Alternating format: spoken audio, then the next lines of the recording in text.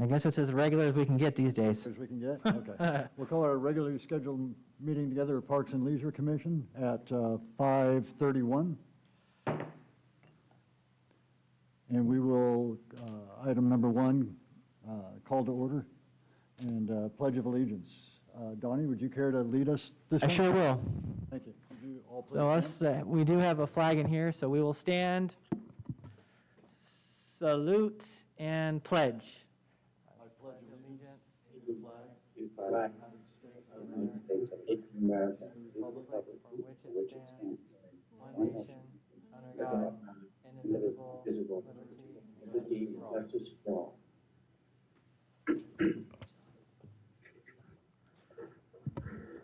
Okay, Donnie, roll call, please, or Mr. Director? All right. Chairman Duncan, Present. Vice Chair Uresti, Here. Commissioner Daly is working, Commissioner Firamonti, Here. Commissioner Graybell, Commissioner Garola is just, looks like he's coming on. We'll go back to him in a second. And Commissioner Palmier. Here. All right. How about, and our intern, Noah.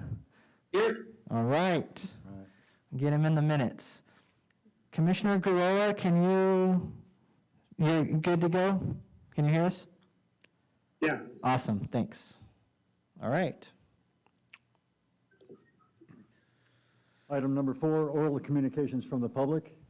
And Mr. Director, I'm assuming, We don't have anyone here. The public is available to have emailed in any comments tonight.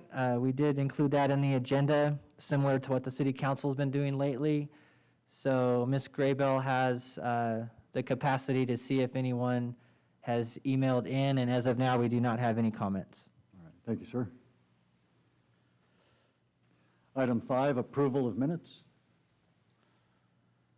And these minutes date back to our last meeting, which are many months ago, March the 5th.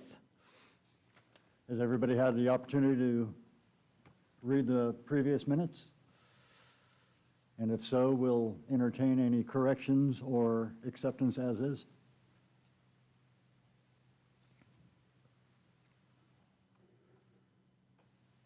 Anybody will entertain a motion? So moved. I couldn't tell who that was, can you? Yes. Okay, and do we have a second? I'll second. Got it. All in favor? Aye. Opposed? Aye. Okay, so moved, thank you. Aye. Item 6, do we have any correspondence, Director? We do not. And item number 7, reports. Mr. Director. All right. So these date from March 17th through August the 4th. These are some of the items that have gone before council since we last met pertaining to Parks and Leisure. First off, there was a formation of a landscape and lighting maintenance district in the Chelsea Glen subdivision.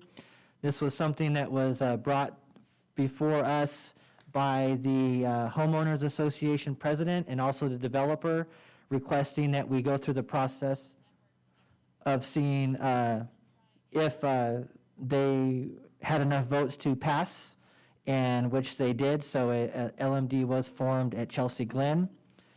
That was the first item.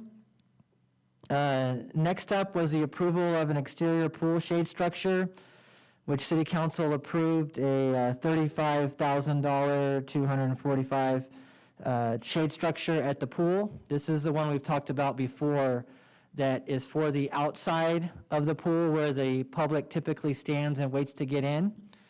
And if you've driven by the pool within the last couple weeks, you've seen that actually being installed as we speak. So the contractors are up there doing that.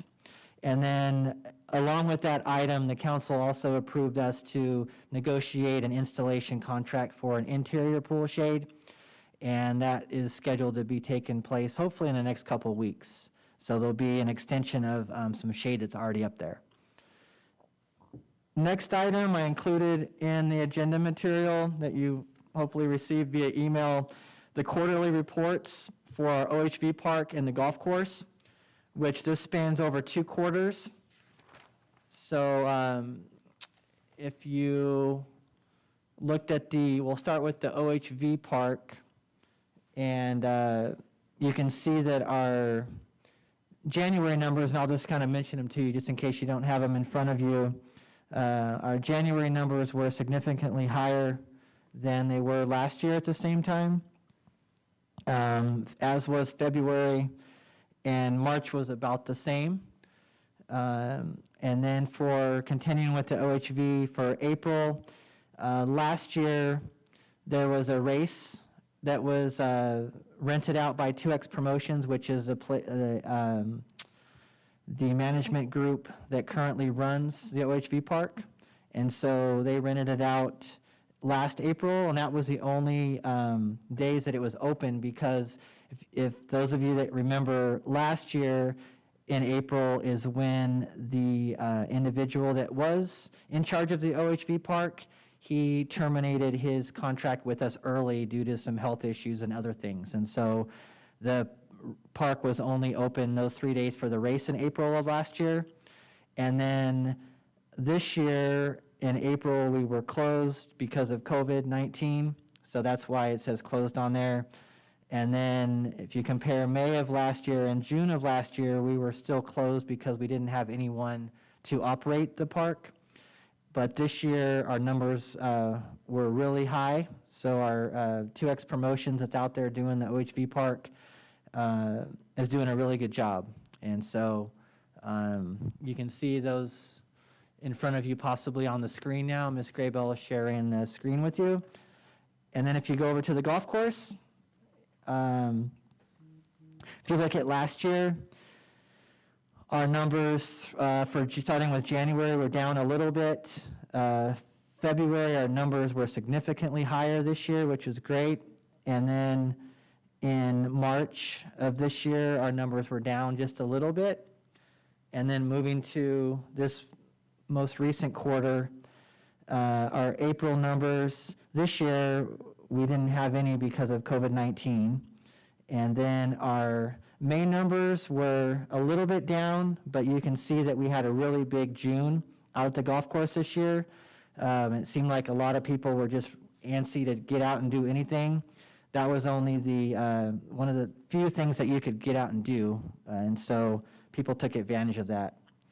So that was a positive for sure. And then a couple more items. Tilley River Parkway Phase 3 Restoration Grant.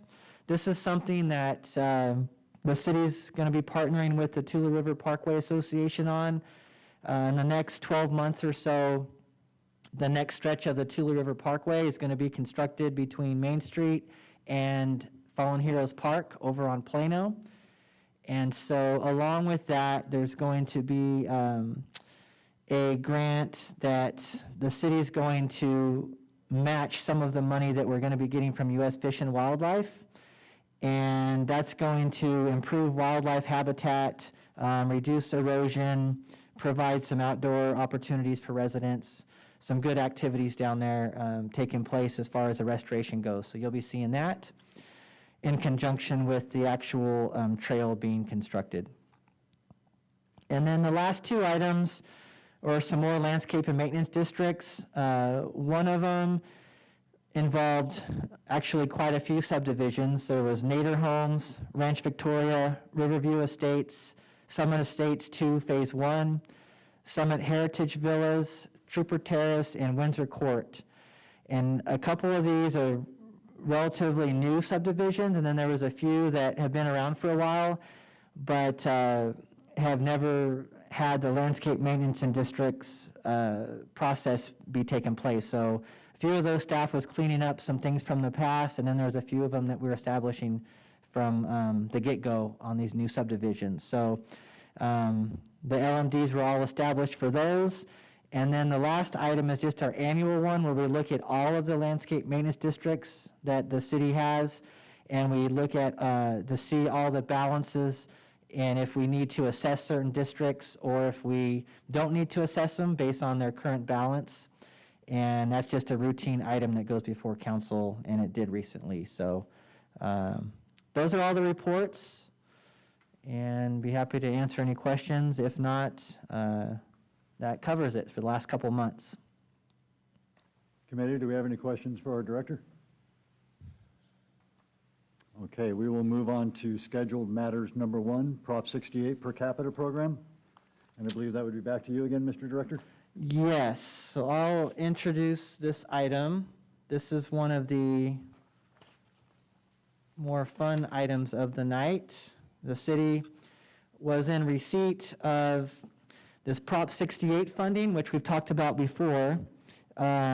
This was based solely on per capita, and if you filled out a brief application and turned it into the state, you were pretty much guaranteed an X amount of money. And so we definitely did that, and the amount that we received was just under $178,000. And the good news with this, one is there's no matching requirement, and then two is, for the most part, it can be spent anywhere within the city, relatively speaking, and it can be spent for the most part, again, on pretty much anything recreation related, as long as it's either revitalizing something or a brand new project. So there's some pretty good flexibility, where some of the time we get grant funding and we have to spend it like in a certain census tract, say over at Murray Park or Zalad Park or something like that, but that isn't the case for this one. So if you look at your screen, we put together a few slides, and tonight we have a little bit of time. That nothing has to be settled tonight as far as any recommendation goes, but I just wanted to throw this out there to get the commission thinking about potential projects and ways that this funding could be spent. We'll go ahead and probably bring this back to the commission one more meeting, which looks like it'll probably be every quarter now, unless we're given different directions. So that'll give us a couple months to brainstorm ideas. So looking at this first slide here, the grant award, like I said, is just under $178,000. And then the grant application, which you still have to submit an application, even though it's a slam dunk that we receive the money, but that has to be submitted. We have till a year from December, so we have quite a bit of time. So that's why there's no urgency in this matter, but we definitely like to get some projects going when we have the funding. And so we want to move this along, because as you're well aware by now, it does take quite a long time to complete any project, so that's why we want to get a head start on it. The project does have to be completed by February of 2023. And the next few slides I've put together just some ideas that a lot of them we've already talked about before. And again, this isn't to just shoot you down one tunnel, but this is just a few ideas to get you thinking. And then we'd love to hear if there's any additional ideas that the commission comes up with for sites, and particularly the way to spend the money. So if we look at the next slide, the first one is sports complex field lighting. So that's an overhead view of the sports complex, where all the green is obviously the grass. And if you look in the top left corner, that number 1 and 2, those are the softball fields. So currently, that's the only one little section of the sports complex that's lit. And the other one is the bottom right corner, where we used to have the tackle football being played for the kids. There's one set of lights out there that lights up one 100-yard football field. Council has even talked about this dating back probably now over 5 years, just the need when the daylight savings ends to be able to still have some lighted turf for soccer fields and flag football fields and things like that. So when that daylight savings ends at night, sometimes you'll see cars literally pulled up where the edge of the grass is, and they shoot their headlights on the grass just to let a soccer team practice, kind of thing. So there's a great need for sports field lighting in general, and that's one idea. We'll just keep going through. There's about 5 or 6 of them, and then but at any time you can interject anything. The next one, again, at the sports complex, as far as possibly having a perimeter trail where people could walk or jog. And then anytime now going forward that we put some sort of a trail, we're also trying to incorporate some lighting with the project. And so we don't have a full estimate on something like this, and it would depend a lot on the material of the trail. Right now we have a little bit of decomposed granite in a small little section out there, but for the most part there's nothing around the perimeter. And if you've been out there at night when there's practices going on, a lot of the parents will walk or jog around the perimeter while their kids are practicing. And we've also had some more 5K runs out there the last couple years that we've had in the past. And so in Porterville High School, they use the sports complex as their home cross-country place at the moment too. So there's some pretty good activity along the perimeter. So that's just one more idea. Moving on to the next one, we mentioned this probably about 6 months ago or something. This could potentially be something else where we have our park right across the street from City Hall and putting artificial turf out there. Just another idea that would obviously save some water and make it look nice year-round, very consistent look for downtown, as opposed to times when it's brown or different things. Sometimes it gets a little bit too wet. It's very uneven ground out there, so when we do water, the way it was designed, the drainage system is not the best in the world, so that's something we struggle with a lot too when we do get to put water on it. So just another idea there. The next one, we've talked about before the need for one really large pavilion picnic shelter. If you've been out to Bartlett Park, they have a good example of some really, really large ones out there. The city doesn't have one of a size roughly like what that picture is, something like that. And where that could go, we've talked about Zalad Park before. Sports complex, we don't have any covered picnic shelters out there. So just another idea. And those can run depending on the size, but those alone are upwards of 200,000 or close to that. So that would be something that would probably eat up the entire amount. And then I think we have maybe one more. We started talking about a band shell, something that music is really big in Porterville, obviously. Something else that we don't have that other cities do is a band shell. The closest thing we have would be Fairgrounds has, they have a little stage out there for some of their events. But just another idea. We've talked about possibly at Murray Park. Over there on the left, that picture is a distant picture. You can see barely the blue of an existing picnic shelter. And there's a hill. That picture doesn't do justice, but that's right below where the pool is. So there's a significant grade on that hill where we show movies in the park. That's just one idea for a location, but the public's even expressed the need before to us about thinking that Veterans Park would be a great place for a band shell. So, and then I guess we do have maybe one or two more. Next one is upgrade at Zalad Park. We have an existing I think decomposed granite, it's mostly dirt right now, trail. And so the idea out there would be to make improvements to that trail, whether it be an asphalt or concrete or some other surface, but just something other than smooth it out, grade it, and then put a nice surface down.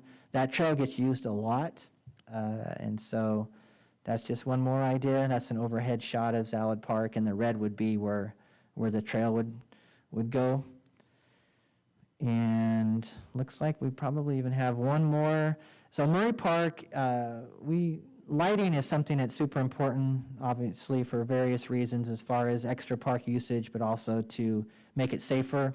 Murray Park is our darkest park at night, and during the day it's our most beautiful, super nice park, but unfortunately at night it's extremely dark, and that deters lots of people from being over there. So you can probably barely see these red dots. Those are just like an idea of where we could possibly put, probably look at solar lighting on any of these things now.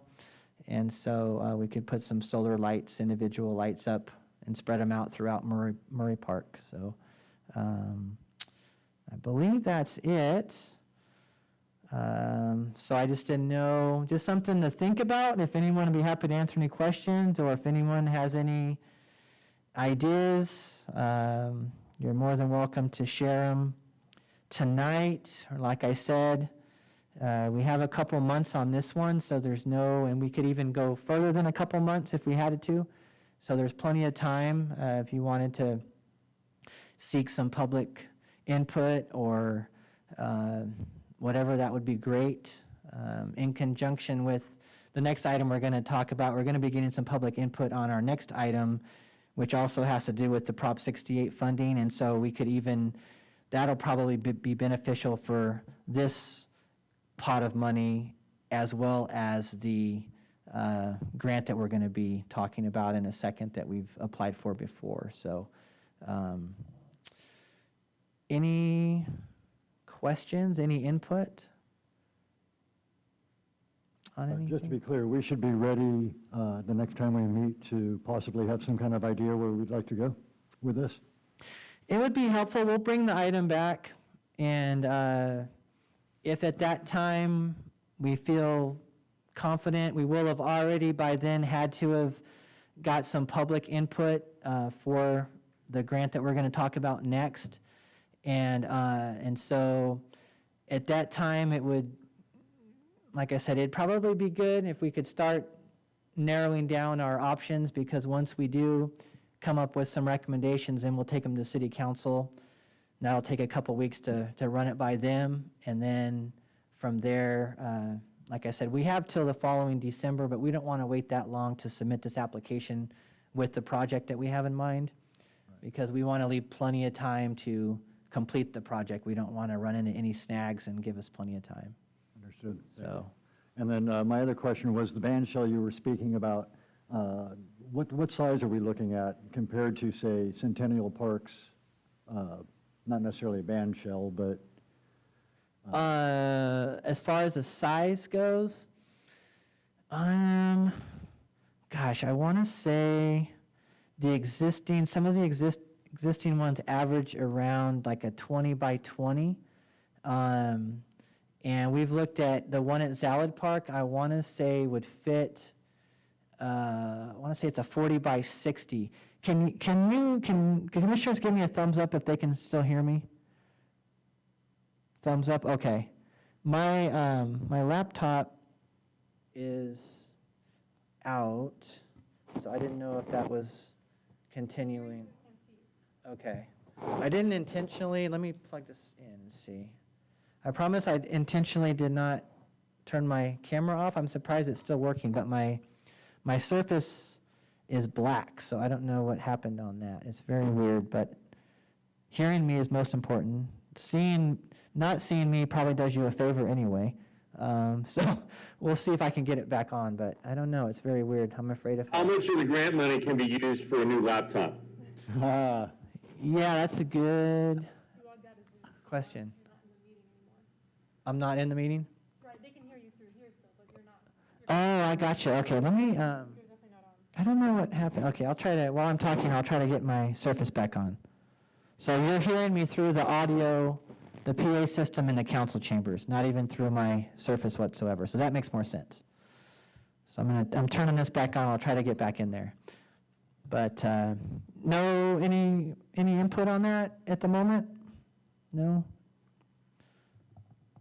Well, I think for everybody to think about, and I know we've talked about this when we met previously, you're talking about 177, which I think the average person would say, hey, that's a lot of money. But as you already pointed out, for example, with the large picnic show, it's not a lot of money. So you've got 10 possibilities, and it's not like you can sprinkle it around everywhere. I actually, because I'm wondering, how much could you conceivably, for one football field, have lighting out there? Because I know that's been something that's been talked about for years as far as improving more lighting on the fields, and it would benefit, I think, overall the general community.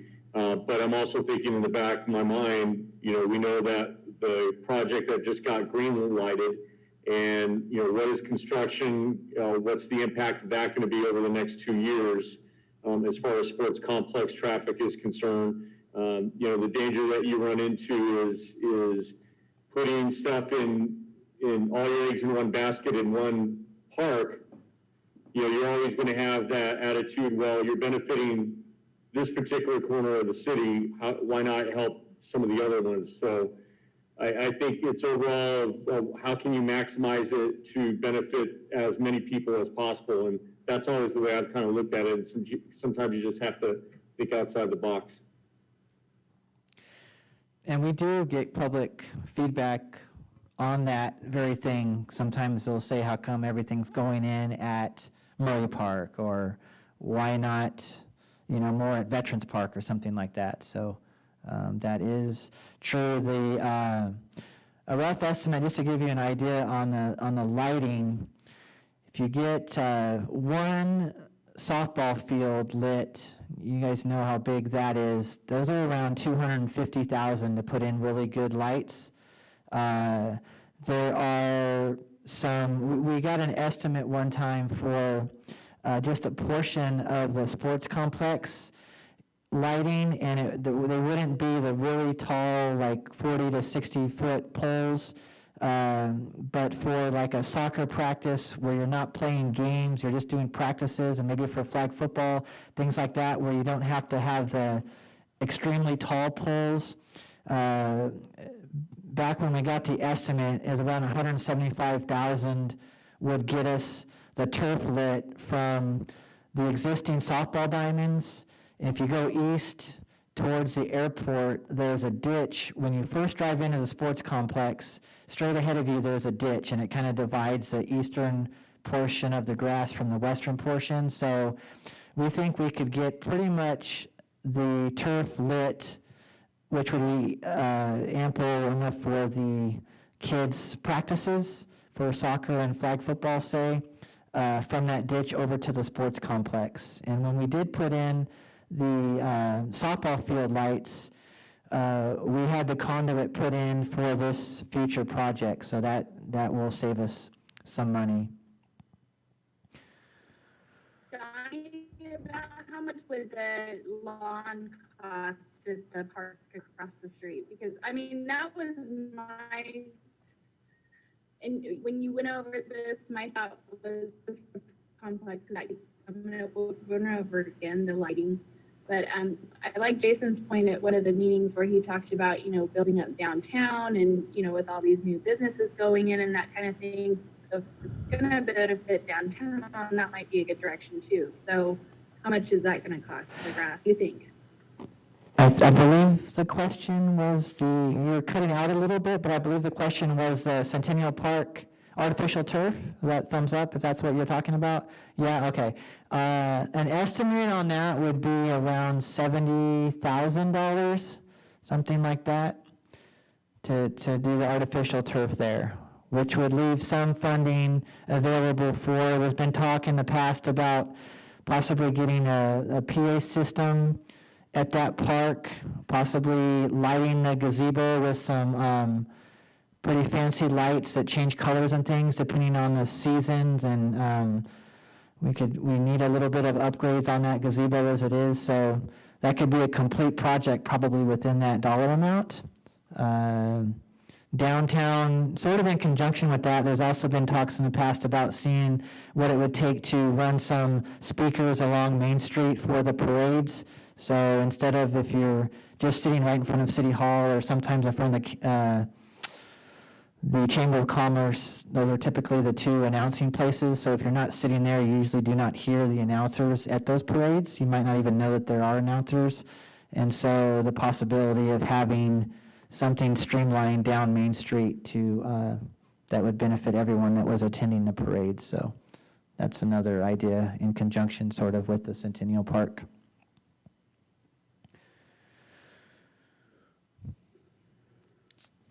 All right. Is that it, Mr. Director? That's all I have, yes. So Comments or questions? we will definitely bring that back. You guys have a couple months to think about Any more recommendations for that project? All right, thank you, sir. Actually, I believe it's your turn again, right? Yes, so number 2 is similar. It's the same funding source. It's the Prop 68 Statewide Parks Program. This one is the highly competitive grant program where the per capita was something that every city that applied was guaranteed a set amount of money based on a formula that they created on your capita. This one is extremely competitive, and you can put in for more than one grant if you want to, which this last go around, which was about a year ago now, staff submitted one grant for a new recreation center field house, which was along the rails to trails that we currently have, and this was between Henderson and Morton, more closer to the Henderson side on the trail along 4th Street. A couple of the criteria for this grant that would score the highest, one of them is it must have the site, whatever project site you choose, within a half-mile radius. The ratio has to be less than 3 acres of park space per 1,000 residents, or the median household income for the project area half-mile radius must not exceed $56,982, which in our case in Porterville, just an extremely high amount of areas within the city would qualify to meet that threshold. And then the top 10 percentile of all applications submitted will receive the maximum points for this portion of the grant, which is 15, based on these statistics. And community-based planning is another significant component where they ask you to go out into the public and really not only conduct these surveys, but implement some of what the public has to say into your project. And then the third critical component, comprising 20% of the grant, is based on the conditions present in a community affecting the health and quality of life for youth at high risk, seniors, and families. So again, this one is Prop 68. The range that you can submit for is anywhere between $200,000 and $8.5 million. There's no matching requirement for this one either, and that's why it's another extremely competitive grant. The application on this one is due in December of this year, so timeline is much shorter. And based on when we're probably going to meet next, which most likely will be in November, maybe in October, but that's not going to leave us enough time after that meeting to go out and get the public input that we're going to need. So this one we're going to need to look at a few of the slides that I put together tonight. We'll find out if we were to receive this grant next summer is when they're supposed to let us know. And the slides that I've put together are city-owned properties. That's not a requirement, but that is something that obviously if you're applying and you go for the 8.5 million, the less you have to put in for acquisition, the better your project can be as far as amenities and whatever else you're applying for. So we can look at these slides, and again, you can stop me at any time. Some of these we've talked about before. There may be one or two new things, but before we just, again, thinking of not only a potential project site or something where you think that there's a need in the city, but also the actual physical project itself, which, like I said last time, the public scored a need for a recreation center #1, and so that's what we went with. So if we can look at the next slide.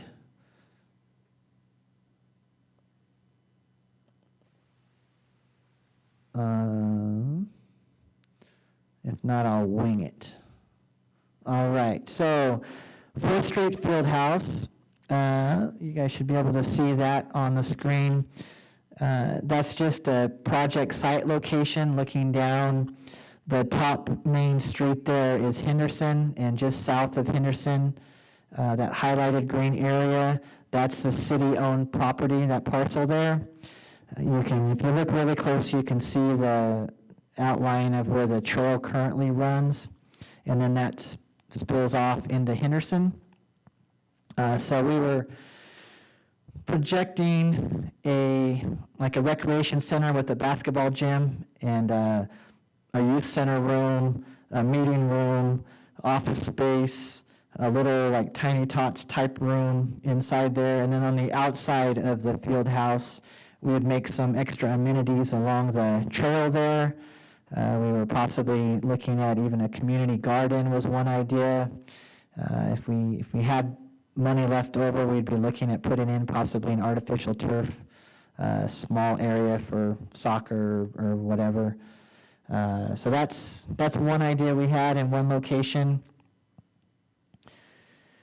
The next one is next to our Heritage Center. There's that undeveloped piece of property that's been there for a long time, right across from the old, the South County Justice Center right now, where the courthouse is.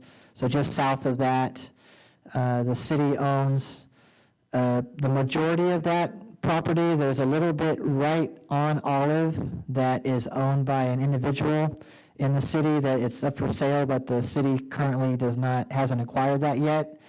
We put together some plans in the past. This dates back probably 10 years, where initially the city was looking at putting in either 3 softball fields or 2 baseball fields. So that diagram there shows the size that could fit 3 softball fields. If you look closely on would be the south field, you can see where the green is. And if you look really close, you can see the outline of one of the softball fields, but then also lightly colored in there, diagrammed is what would be like a soccer field. So that would be artificial turf, and the artificial turf would be lighted, so that would be a multi-use. What they're doing now, even on baseball fields, is making them 100% artificial turf, even around where home plate is and where the bases are.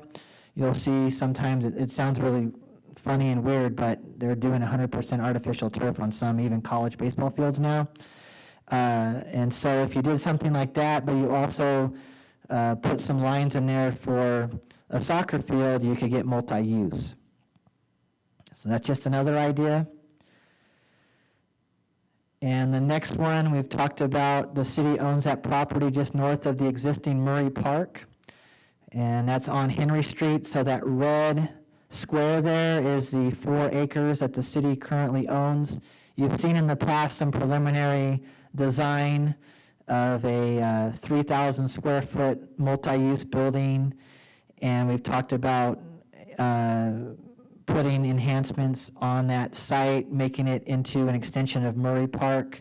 We're still waiting on CSET to dredge that pond, and we would divert some of the water that goes to Murray into that pond, so we would have a second pond there.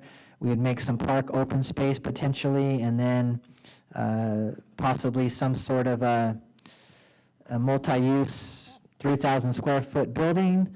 But another potential could be even to put a recreation center on that site. It's just a city-owned property that's sitting there that is up for discussion. The next one is to the west of Murray Park. So if you're driving down Plano, just north of the Barn Theater, there's a little tiny house there, and right behind there is where that greenish section is. It's undeveloped, it's very uneven, but the city owns all that property in there. So the master plan for Murray Park has that be an extension of Murray Park. So that could be another potential project, whether it be a park with some nice amenities or even a place for a recreation center or something else. The Library Commission one time talked about that being, and in addition to the heritage property, they've talked about that being a potential library site. That's just on the commission level for the library too. Then moving on to the next one, there is no other one. So I forgot how many were in there. So those are just a few. Those are city-owned properties that would score the highest. So there's this community fact finder that if you Google Prop 68, it's pretty interesting. You can look at their Prop 68 community fact finder, and you could plop this little dot down in any location in the city, and it spits out really quick the population of that half-mile radius area. It spits out the median income and some other statistics as well. And our intern, Mr. Noah, has been doing some research on some of those sites this summer for both of these Prop 68. That was a really good project for him to look into, so he's familiar with that and has done some research. Those ones that we mentioned there, those are ones that have scored pretty high in the past. Some place like the sports complex does not score nearly as high, just because, number one, there's not hardly any residents out there at the moment, and the median income around that area is higher than it would be, say, at the heritage site. So those are some project sites. I'm just looking for the commission tonight. I apologize. This one, I was hoping we would have met earlier than this to give us a little bit more time, but tonight, like I said, preferably if there's any input on the commission, it would be done on this one tonight. If there's any particular site that the commission's in favor of or doesn't think it's as good, or if they direct staff, if there's some other areas that they think we should look at. The steps after this would be, we would take any input from the commission and we would take something to the city council as well, and then we would get the okay from both of those bodies, and then go out into the public and focus on whatever areas we were directed to focus on. And what you need to do for these community-based input meetings, they prefer that you have them within that half-mile radius of the project site. So we would need to go to those project sites and get the input on those residents, because they want the majority of the people to be able to walk to this from their house. Not that it's exclusive for only those residents, but that's the state's desired outcome, is you could ride or walk, your bike, or you could walk or jog or whatever to these parks. So they're community-type neighborhood parks, but similar to what we have over at Fallen Heroes Park. Be happy to answer any questions or hear any input on either a site and or any $8.5 million dreams that you guys dream about at night that the city could use. We'd be happy to take that input too. Donnie, on the fact finder, which of the projects scores the highest? So I think the 4th Street Fieldhouse ekes out the Heritage. Those are the top two. They're very close, but that's one of the other reasons why we submitted just the 4th Street one last time, is because that one scores the highest.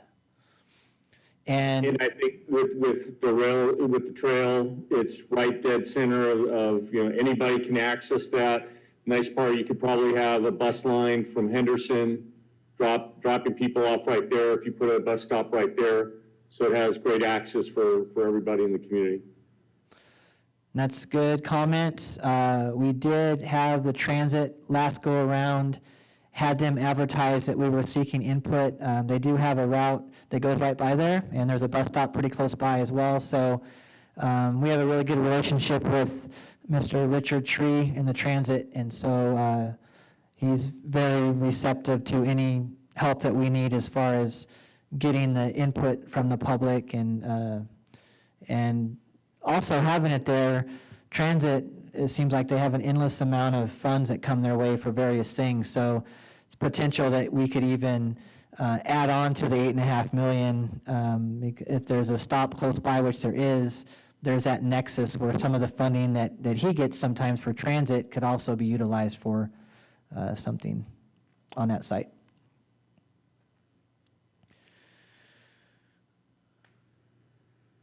I can let you know the top scoring, or from the public's perspective last time. And last go around, we at some of our special events, our larger special events we had at Pioneer Days, at Freedom Fest, we had a few community outreach meetings. The number one, we had it online as far as this little survey goes, to see where the public wanted to see something and what they wanted to see. We had just throughout one summer, like at our summer night lights, at different things, we had special events and where we had the input. And we had some pretty good feedback as far as the amount goes, all things considered. The recreation center, like the basketball gym, scored the highest. The public definitely felt the need for lighted facilities, so that was something that scored well too, but they wanted, like, as far as that site goes at 4th Street, they recommended the trail be lit, so that was something that we threw into this project as well. Artificial turf fields scored really high. The public wanted to see, like, soccer fields especially was one thing that they mentioned. Those were the top ones. We estimated initially, just our ballpark estimation for this recreation center that we're talking about, that project would be around the $12 million range. And so we submitted for the full $8.5 million. And we were city manager, and we were pretty confident that if we were to be successful, that the city council would be pretty receptive to kicking in the extra, say, $3.5 million or whatever, because if we could get a recreation, like a really nice recreation center for $3.5 million, that's a $12 million project. That seems like a slam dunk. So, and we have a couple of funding sources, the city does, that we thought we could apply and add to the $8.5 million if we were successful.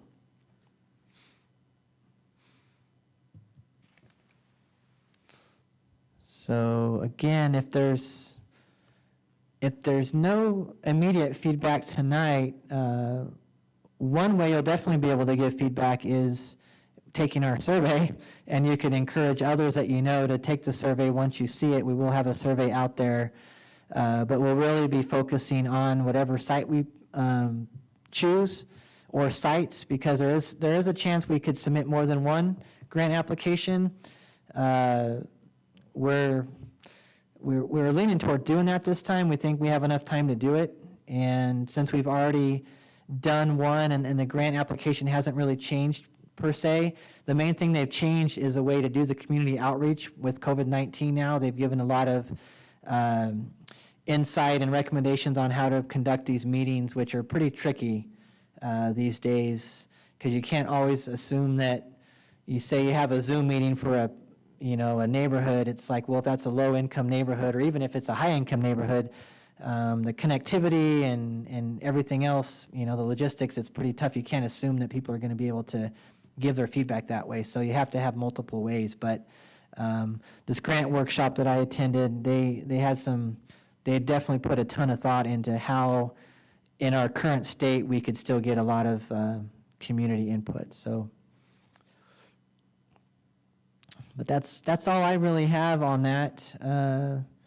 If there's nothing else, and there's nothing that says if the commission were to request a meeting, and especially if the council wanted some more input on the commission, there's always a chance of meeting, prior to a quarterly meeting. So a quarterly meeting is just something that recently has been discussed as long as COVID-19 exists, just in an effort to, again, try to do our part to keep everyone at home and still be able to attend meetings, but just limit it to essential type meetings is what the city's direction is at the moment. So,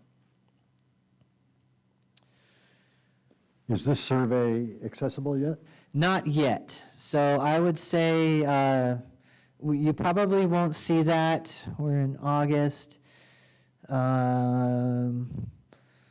Probably, maybe late September. It'll definitely be out in September, but probably I would guess late September is when we would have that out. Is this going to be online or? It will be multiple places, but yeah, we'll do it through all of our usual social media outlets. We'll push it that way. We have quite a few of our regular Parks and Leisure participants that have done any activity for us, so we have all of those emails that we typically send things to. We have that constant contact that people can sign up for, and they receive our emails on all of our things. So there's various ways, in addition to obviously the Facebook and Instagram and Twitter and everything else. We'll just blast it out any which way we can. Good, thank you. Yeah. I can't tell you for sure where we'll have to pick a project site, and then from there, we'll figure out how those community meetings, but even if someone doesn't live within that area, we'll promote those meetings, and so we welcome anyone to come. You know, the more people that can attend those meetings, whether they be Zoom or in person or whatever, which currently, you know, we're not supposed to meet more than 10 people out in the public, and so that just negates having these public meetings, which the state knows about. Right. And they said because some counties are going to be different too. So some counties, the restrictions, they might not be on the watch list and things like that. So if we're in a county, which we are, in which we probably will be through this application deadline, it looks like anyway, where we would not be able to host these meetings out in the public in person, then we just have to let the state know that we're one of those counties and they make exceptions for those things. Good.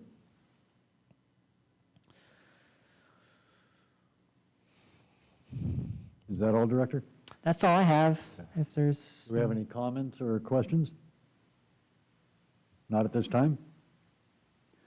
All right. Okay, So with your permission. just for clarification, there's nothing that you saw was no objections, I take it, and so basically any of those sites, and there's no objections to that project of a recreation center type deal? The Okay. basketball gym or multi-purpose, or, that sounds like a really Right. good deal. We were going to have an inside, it was going to be a 2-story building is what we were looking at, where the second floor is strictly just probably about a 1/8 of a mile track, where it'd be about a 2-lane track, so you could walk or jog kind of thing. So there would be an indoor track on the top floor, and then the bottom floor would be your basketball gym, and around the gym on the outside in the hallways would be those other rooms that I mentioned, so. That's it for that. Okay, no comments or questions? We'll move on to item number 3, COVID-19 update, and I'm guessing that would be you again, Director? Yeah, I'll start it off, and then I will sort of pass it along. It kind of leads into a little bit of what Darren will be talking about, and then Amy will also be talking about some things that have affected us. But obviously, as you know, it's adversely affected us, our department, as everyone in the city and in the country and the world. But for us, we really feel it as far as putting things out there to the public, you know, community-wide events and programs, activities, facilities, you know, all the above. So it's really been a struggle mentally for us, because we love putting those things out, and it keeps us busy, and so it really negates our creativity, and having to close things is very sad, but that's just the way it's been. We want to keep everyone safe first and foremost, and adhere to all the guidelines of the state and the city council.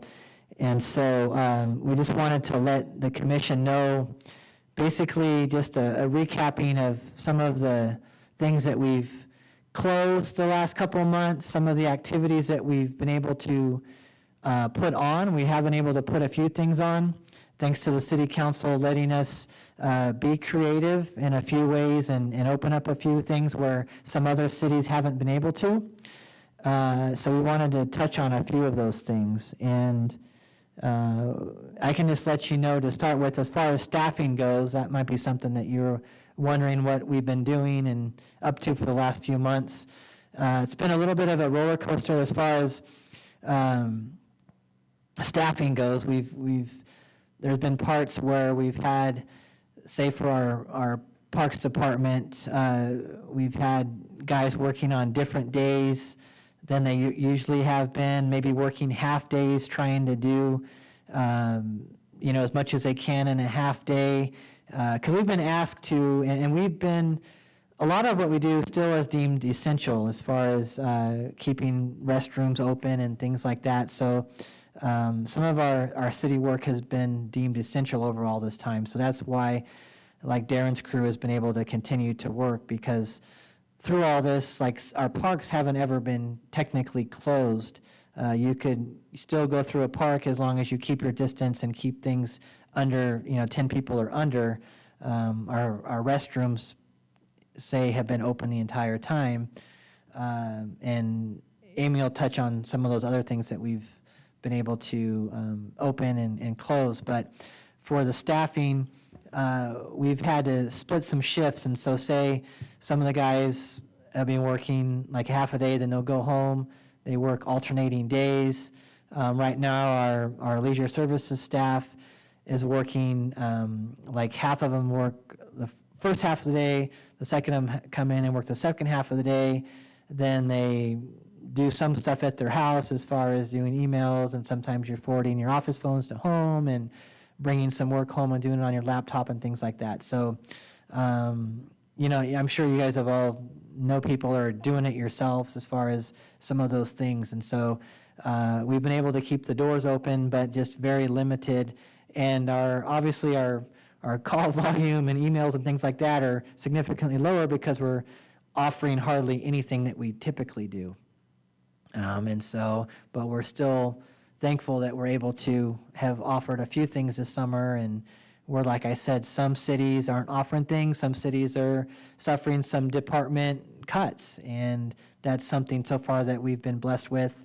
Thanks to city councils in the past and city managers, they've been able to continue to keep a great reserves for the city, and just their budget as a whole citywide has been fantastic going into a struggle like this. And so that's enabled us to keep our doors open citywide and our department-wide. So with that, there's a lot more that Amy and Darren will touch on, and then if there's some things after they get done that I possibly will add, that I'll do so. And then, as always, feel free to ask any questions or add some comments. So with this, it kind of leads into Darren next. Okay. Yeah. Perfect. Thank you, sir.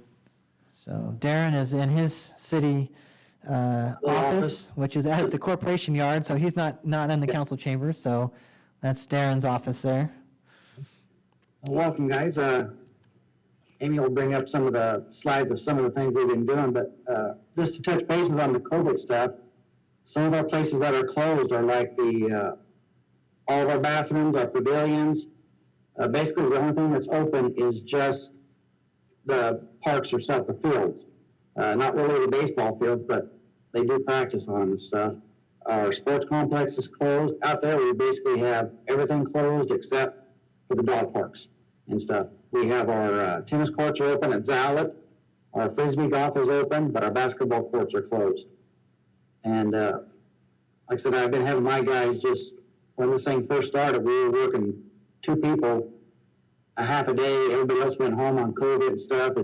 We really got behind, but we're getting caught up now and stuff, and it's been tough on us and stuff.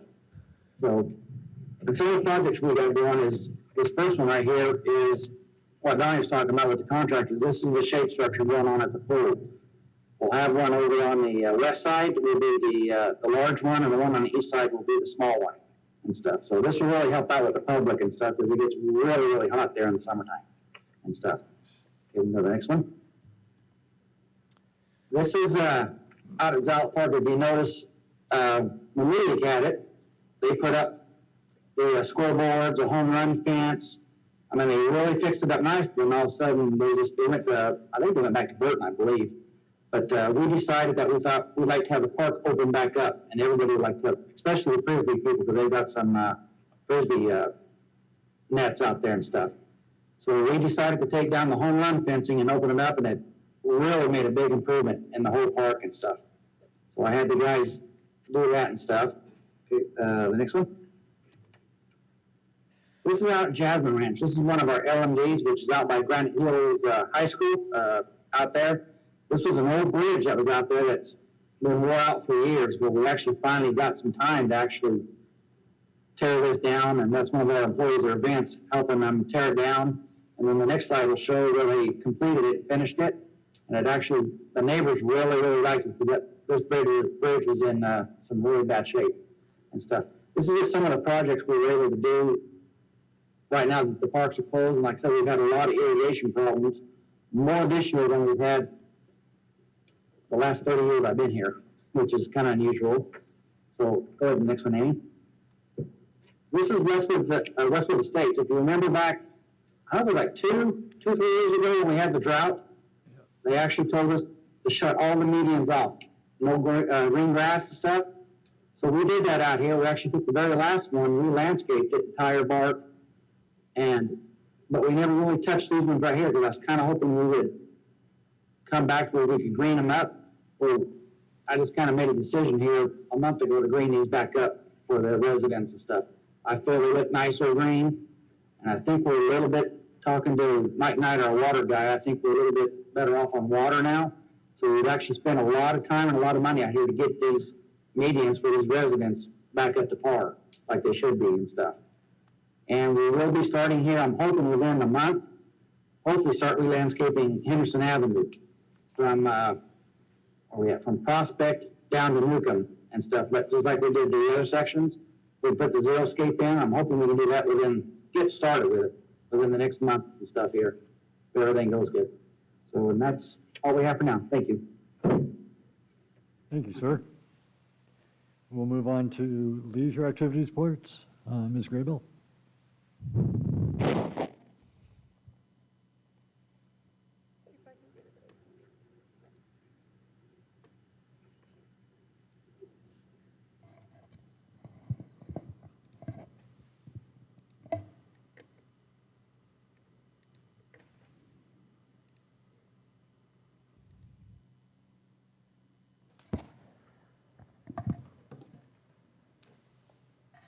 All right, I think you guys can hear me, but you can't see me. All right, we'll get started with what we've learned in leisure services and parks and leisure altogether is how to be flexible, I think, during COVID times. So we had to change a few of our programs, and there were some things right off the bat that got canceled or modified. So I'll just go through a few of those just so you guys know what we didn't get a chance to do. We're trying to modify, and then some of the things that we definitely had to cancel, at least right in the beginning.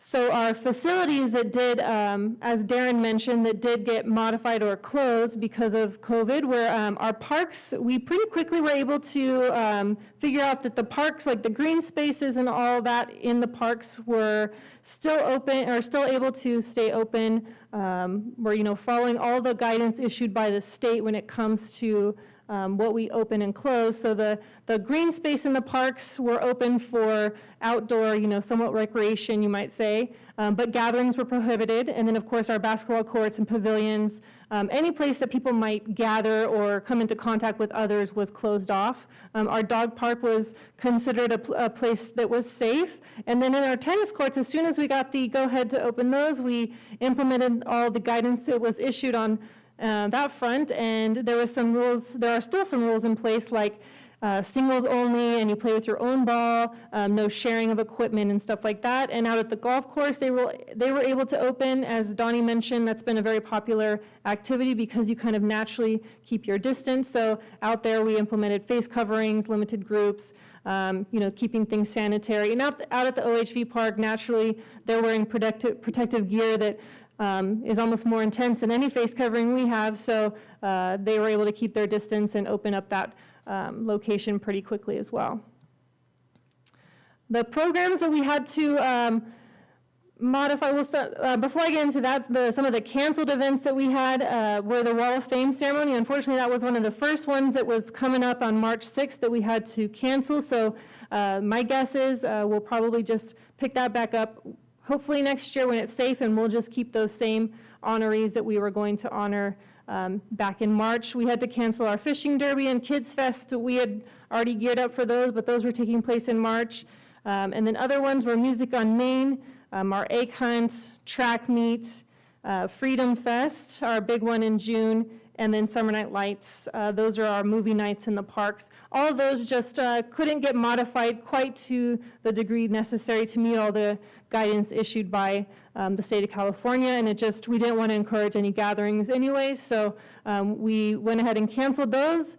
Some of the programs that got canceled were our Thursday night dance, our Junior Pirates Track and Field Club, our Youth Baseball League, our Adult Volleyball Open Gym, and the league itself. And then youth volleyball got started, but with numbers rising, we had kind of a camp-like activity going on for kids, but as things started to shift in our county specifically, we decided to go ahead and close any indoor recreation that was happening, which included that youth volleyball league.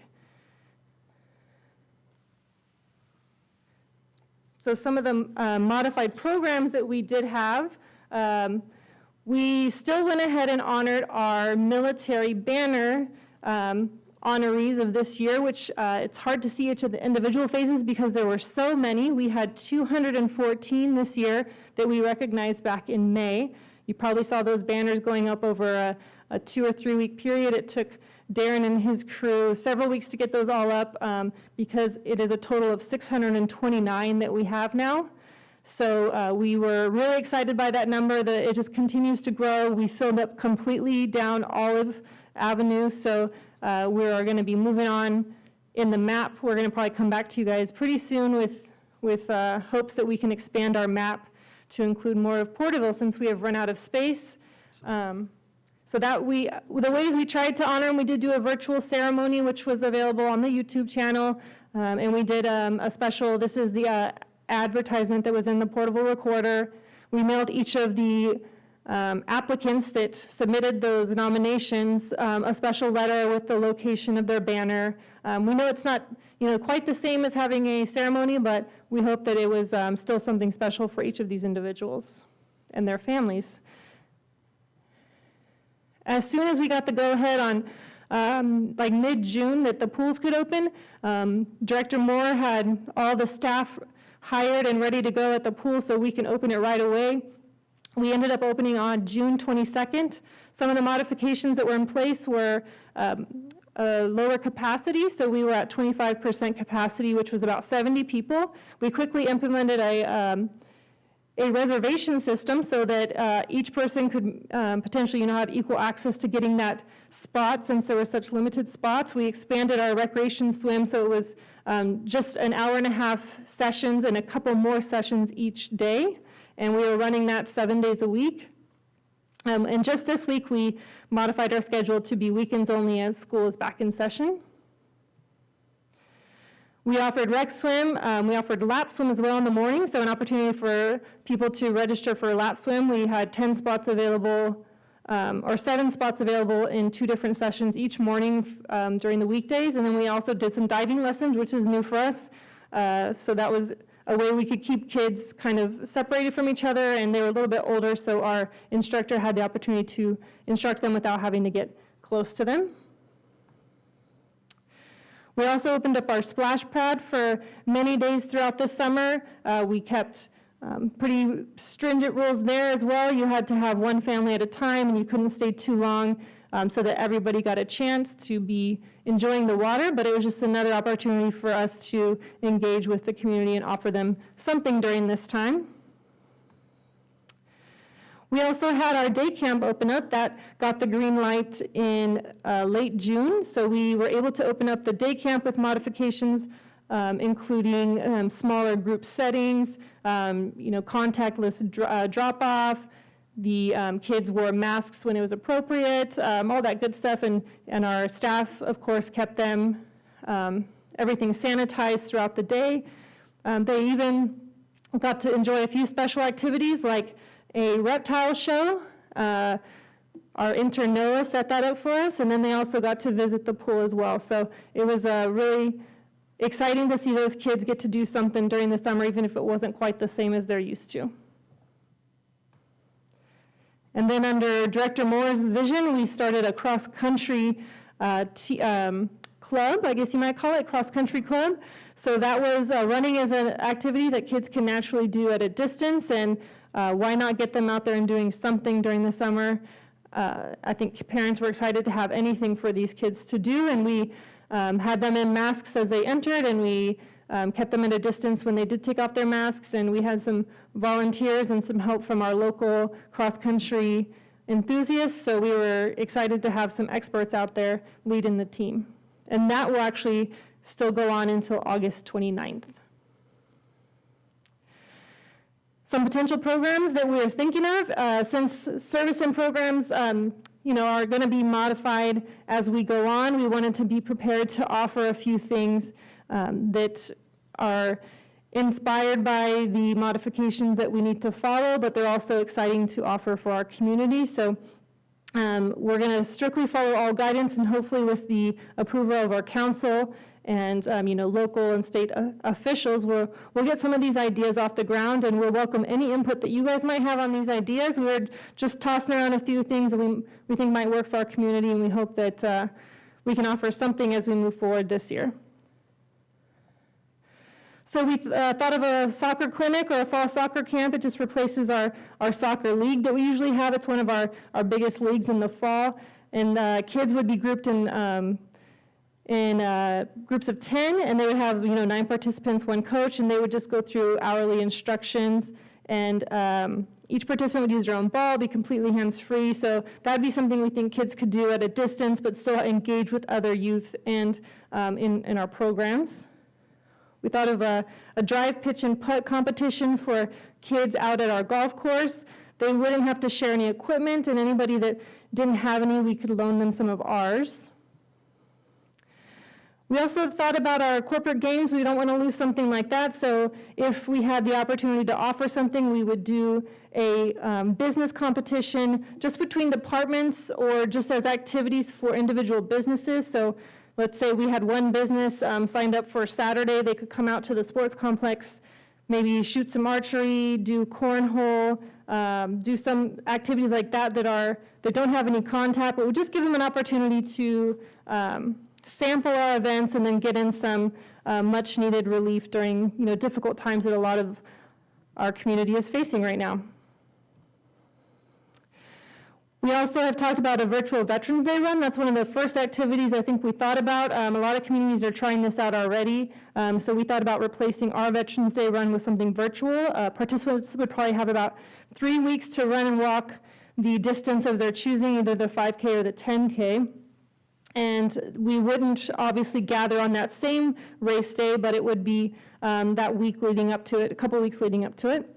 And the results would come through. Usually a lot of communities that do this, you have either a smartphone or a certain app that you download, and the results are emailed or directly uploaded to our database, and then we could provide participants with shirts and awards via mail. We also thought about rearranging our existing youth center and adding some safe cubicles and homework, arts and crafts, and computer activities while they're in the cubicles and in the hallway. And we would implement a rotating station system with 10 kids per station. And the stations would include the youth center room, hallway, gym, and courtyard, and all the open field we can get, so we can keep them at a distance, just so kids that maybe don't have some of the guidance at home or activities at home could at least still participate in some of those activities with us as we guide them through some of those things. A few other things that we tossed around were the virtual YES program, maybe a kids fitness class, just like a weekly class that they could come out to the park and stay in their little bubble but still be guided through some exercises. And then disc golf, similar to golf, you would have chicken wire around the target so that the disc bounces off the target instead of going in. That way nobody has to touch anything and everybody uses their own discs. I think that's all I have. I took a lot of your time, but if there's any questions, I'd be prepared to answer them. Thank you. Do we have any questions or comments? Was that a yes or no? All right, thank you very much. Director, did you have anything you wanted to add to the last three items? I don't think so, other than it's just the, the cancellation, like I said, of right now we're projecting, through October into November, because this is a time of year when we're planning these activities, if not even before now. So we're already projecting, to cancel a lot of these things that are coming up all the way through Veterans Day at the moment. So, those are just continues to be some significant impacts on things like our Pioneer Days is a big one. And our Youth Soccer League is our biggest sports league. So as of now, we're hopeful that we can offer that soccer like clinic type camp just to provide something. We think we can do that safely per the guidelines. And so the way it's going right now is that we approach the council prior to rolling out any of these activities just to make sure that they're approving things, which normally we don't do. We just have the thumbs up to go ahead and do things. But now the way everything is at the moment, we want to get their approval prior to rolling things out. So anyway, we're just trying to come up with some ideas, and that's what staff's doing right now. A lot of their day is looking at what some other cities are doing and what we can think of, not only to modify our current events in anticipation that when they come back, they're probably not going to look the same. And so we're trying to already get ahead of the game on those, and then also possibly provide some things that we haven't provided before, such as that cross country for the kids and some other things that we're thinking of. So that's what we're doing at the moment, is trying to just be creative, and when we get the green light, then we'll be ready to roll some things out. All right, thank you, sir. We'll move on to item number 6, I believe. Let me double check. Yes.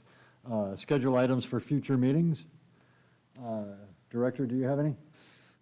Just the one thing for sure, we'll bring back the per capita program, the Prop 68 that we talked about, that first scheduled matter.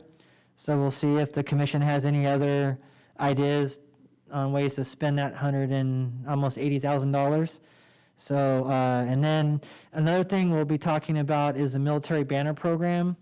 We'll need to get some recommendations, and this is something else. This is some more homework for you commissioners to think where the best new places would be to line those banners up on the streets.